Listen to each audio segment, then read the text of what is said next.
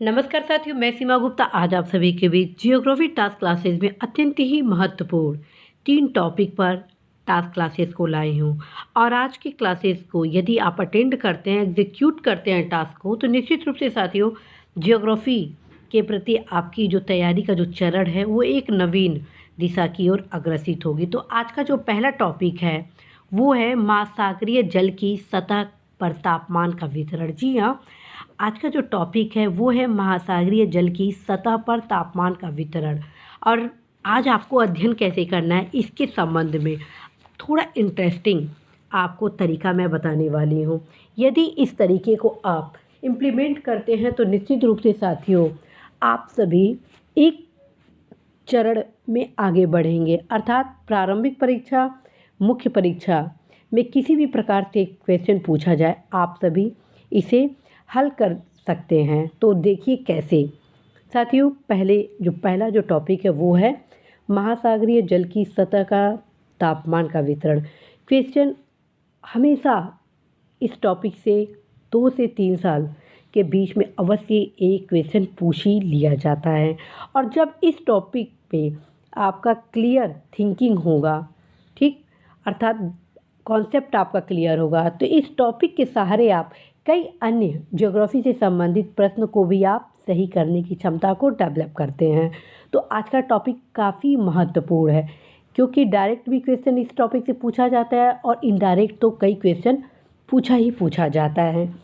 तो आज आपको मानचित्र में क्या देखना है, क्योंकि मेरे द्वारा टास्क के माध्यम से आप सभी को विभिन्न आयाम बताए जाते हैं। तो आज आपको देखना है कि 26 डिग्री से अधिक के तापमान का वितरण किस स्थान पर सर्वाधिक है। आप यहाँ देख रहे हैं, ये मध्य क्षेत्र में, भूमध्य सागर तट में आपका 26 डिग्री से अधिक के तापमान का वितरण है। फिर 22 डिग्री से 26 डिग्री से अधिक जस्ट उसके ऊपर, ठीक है। फिर आपका 13 डिग्री से 22 डिग्री के अधिक फिर उसके जस्ट ऊपर है, ठीक है।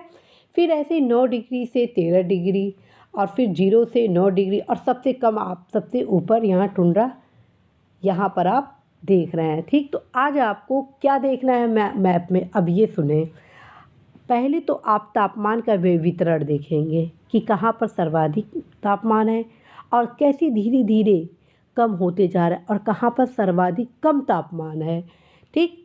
अब ये सब जब आप तापमान का वितरण देख लेंगे फिर सारी कंट्री को देखेंगे कि कौन कौन सा ऐसा कंट्री है जो 26 डिग्री से अधिक तापमान वाले क्षेत्र में विस्तृत है। यानी इस क्षेत्र में आप जितने भी कंट्री हैं सबको आप अवश्य ही देखेंगे। ऐसे ही ऊपर जो 22 डिग्री से 26 डिग्री के बीच जितनी कंट्री हैं उनको फिर आप देखेंगे कि उनमें कौन कौन से कंट्री हैं। फिर 13 डिग्री से 22 डिग्री में कौन कौन सी कंट्री हैं, ठीक है।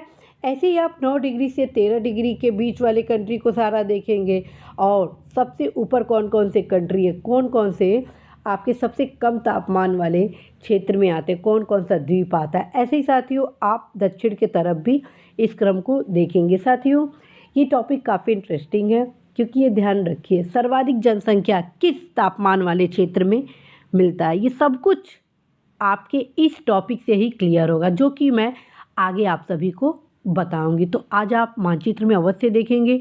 और आज की खास बात क्या है, तरीका देखिए। सबसे पहले साथियों आज आप एनसीईआरटी को उठाएंगे, ठीक है।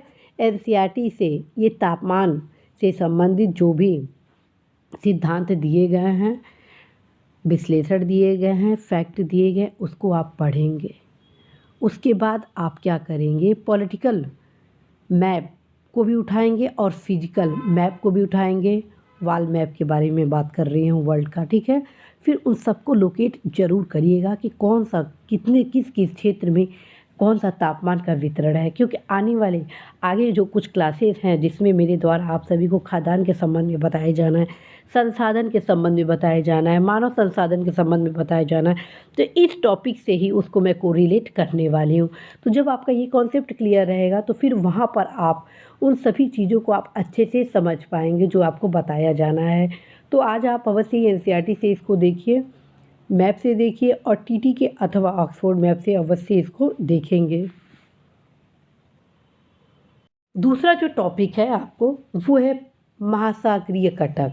जी हाँ, जो दूसरा टॉपिक आज मैं आपको दे रही हूँ वो दे रही हूँ महासागरीय कटक। कौन कौन से महासागरीय कटक की स्थिति कहाँ पर है, ठीक है। तो आप सब देखेंगे कि कौन सा कटक कहाँ पर स्थित है, ठीक। जैसे आप देख रहे हैं प्रशांत महासागर में, ये जितने भी कटक हैं जो आपके स्क्रीन पे दिख रहा है सबको आप अवश्य ही आज मैप से रीड करेंगे। ये जितने भी मैप आप देख रहे हैं, ठीक।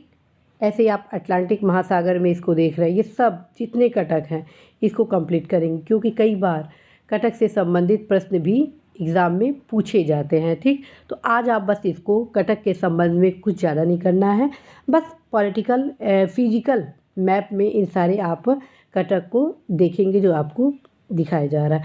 अब आते हैं नेक्स्ट टॉपिक, निक्षेप। महासागरीय निक्षेप है ये आप देख रहे हैं। महासागरीय निक्षेप के संबंध में आपको ये सारा मैप बताया जा रहा है। कौन कौन से निक्षेप आप यहाँ पे देख रहे हैं, टेरोपाड ऊज, डाइटम ऊज, टेरिजेनस ऊज, रेडियोलेरिज ऊज, ग्लेबिजेरेना ऊज, लाल चीका, ये सारे जितने भी ऊज के प्रकार हैं, ठीक है, जिसे निक्षेप भी कहा जाता है, ठीक है। तो अब आप देखिए कौन सा ऊज निक्षेप कहाँ पर अवस्थित है, ठीक है। कैसे देखेंगे, ये सब आपको टीटी के मैप में मिल जाएगा। आप अवश्य टीटी में के मैप में इन सारे निक्षेप के बारे में देखेंगे, क्योंकि प्रश्न इससे भी एक आध बार पूछा जाता है। और मेरा टारगेट है आप सभी को 100% की तैयारी कराना। यदि समस्त टास्क को आप कंप्लीट करते हैं तो ये मान के चलिए ज्योग्राफी से जितने भी क्वेश्चन पूछे जाएंगे उन सभी प्रश्नों को हल करने की क्षमता आप सभी डेवलप करेंगे। तो साथियों, इसी आशा संदेश के साथ कि आज आप तीनों टॉपिक को अवश्य कंप्लीट करेंगे और ज्योग्राफी में जो आपकी कमियां हैं वो अवश्य दूर होंगी, और निश्चित रूप से आप सभी अधिकतम प्रश्नों का सही उत्तर देने वाले हैं। इसी कामना के साथ ढेर सारी शुभकामनाएं आपको देती हूँ। All the best.